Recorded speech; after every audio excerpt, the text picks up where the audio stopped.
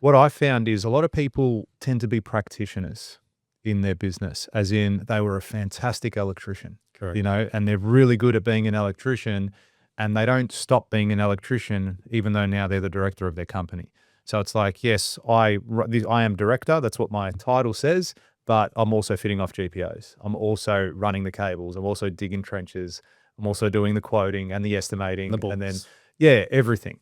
And they don't step away from that. And I always say it because from my business, I do a lot of business, construction businesses, predominantly builders, but some trades as well. And the number one thing that I see is they're always a practitioner. So whether they used to be a carpenter, whatever it might be, like they're either stuck on the tools, or I literally just had a coaching session with someone. He's like, I've been doing this for 17 years.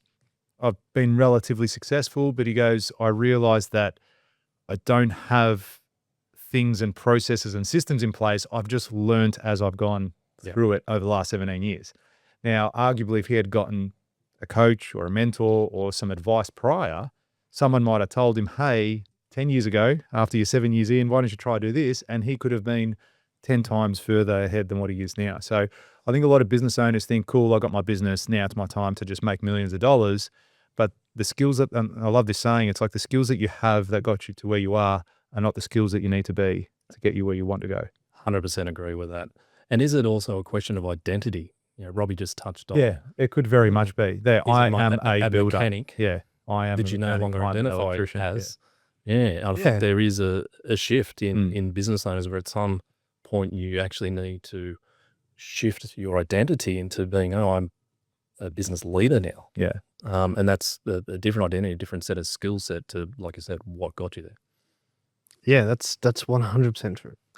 Without a doubt, I don't even know that guy. Like it's not. We had two different people. That guy died. He passed away. We moved on from him. Really, I need you to fix my car. Yeah, come on. I'm not the guy. Come on. You know what the best part is though? I've carried skills forward. Like I can fix almost anything around the house. I won't, but I can.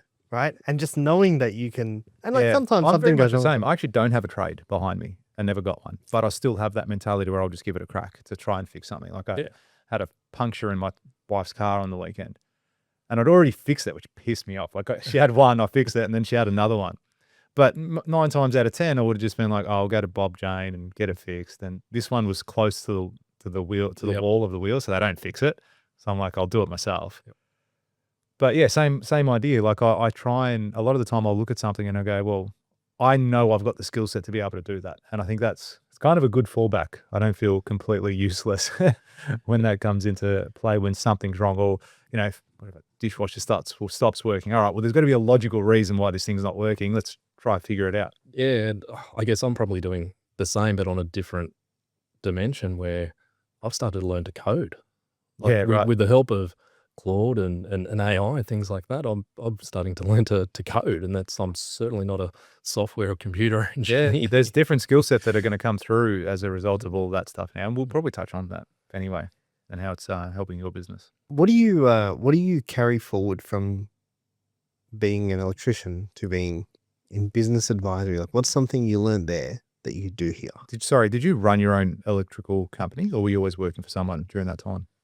No, I was always working for other people in CEO and COO roles towards the end of my career. And as an electrician? Or you're saying in the corporate space? No, in large service organizations attached to electricity distribution industries and things like that, but not electrical businesses as such.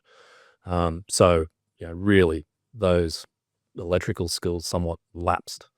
And it really became, the skill set of how to run large service-based organizations.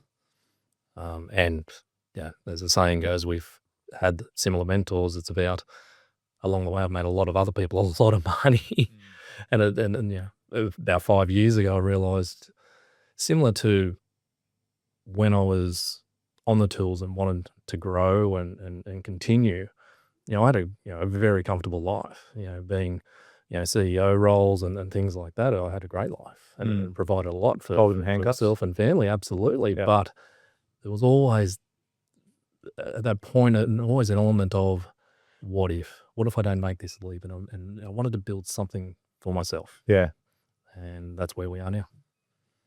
Yeah, I can relate in the that that feeling of comfort.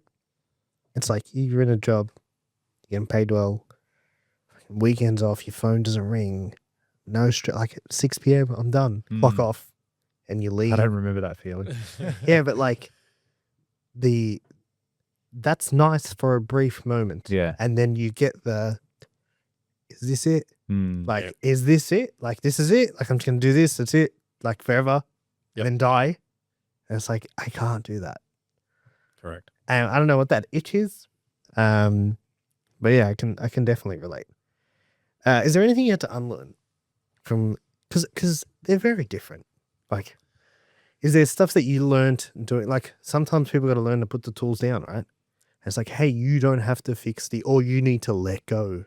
Like, all right, you could have fit that PowerPoint better than anyone, but that's not your hourly rate's here, not here, right? And you need to accept that they're going to do it at 80% what you could have done at, but no one gives a shit. Yeah, what did I have to unlearn? It's probably not what I had to unlearn. It's probably what did I have to let go of. And throughout my middle of my career in management roles and things like that, I went through a lot of imposter syndrome. Sitting around rooms and general management roles or management roles and things like that, and sitting around tables where there are people that I perceived were a lot smarter than me, had a lot more experience than me, and here I had still identified as that 15-year-old kid who left school and become a Sparky.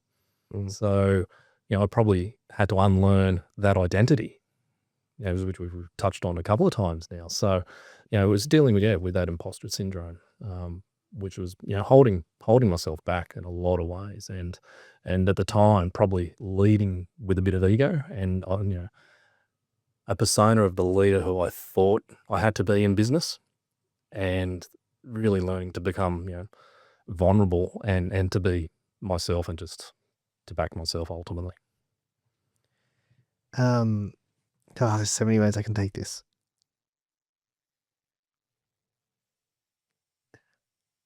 My mind's spinning with million different things. Okay. So, electrician, business advisory. Jimmy Carr said you should feel imposter syndrome every 18 months. Wow. Yeah. He's like, you should. It's a fucking great thing. It means you're doing something you've never done before. He's like, it's a wonderful thing. He's like, you're stepping outside of your fucking comfort zone. He's like, you should go to feel imposter syndrome at least once every 18 months. And he refers to it as like the greatest thing ever. He's like, it's fucking wonderful. And I'm like, when I heard that, I was like, what a perspective. Because most people are like, I feel like I don't belong. It's like, good. Yep. You should feel like that. You should be in those rooms or try and put yourself in those rooms. Absolutely. You know what I mean? You should. I remember when we were at the Alex Hormozi workshop, and the guy to my left was doing like a stupid number he had like a roofing business. Yeah. And they were doing like multiple 8 figures. And I remember thinking, like, I can't talk to you. Like, we're not on the, like, you know what I mean? And it's like, good. You should feel like that. You want to get around those people because that's where shit changes. Absolutely. Yeah, because imagine you picked up the contract for him on all his advertising. Yeah. Do you know what I mean? Whereas if you go and meet that person at your level that's doing 150K turnover a year, he might be like, oh, yeah, I can afford $1,000 a month on SEO. Whereas this bloke will turn around to you and say, yeah, I can do SEO. It's $10,000 a month, okay? Yeah. And you're like, yeah, fuck. Oh, is that going to be enough? It's a good starting point. Is that going to be enough? And you're like, yeah, is that enough? But that's, and they're the opportunities that come to fruition. I think what has to happen in that space is you have to back yourself. Yeah. I've had times in my life, and I've actually got one coming up now, funny enough, and I'll talk to you about it another time, but is a significantly large project that's sort of sat in front of me. And I know the developer quite well, and he knows me quite well. And he's like, I want you to build it. He came to me about a year, let's say a year and a half ago. And he goes, listen, I want you to build it. I don't trust anyone else. He goes, I want you to do it. And I looked at it and I said, look, I can build this. It's not a matter of skill set. It's not a matter of knowledge. I go, I can do it. It's, do I want to get into that space? Yeah. Because it was a 5-story building, probably needs a tower crane, that type of job. I'm like, do I want to get into that space? And it's come full circle and it's come back again. And I'm going to meet him this week. And then there's that part of me that's like, hey, like, why are you saying no? Why are you actually saying no? Or why did you say no? It's like, I don't want to get into that space. discomfort. Yeah, that's Question. right. Yeah. That's exactly what it is, because there's no other logical reason when I think about it like that. When I think, why should I not, give me the good reason, the reasons why I shouldn't be taking this on that are beneficial for you, for me, as in George, to do this thing. And I'm like, well, it's hard. It's going to be hard. Okay.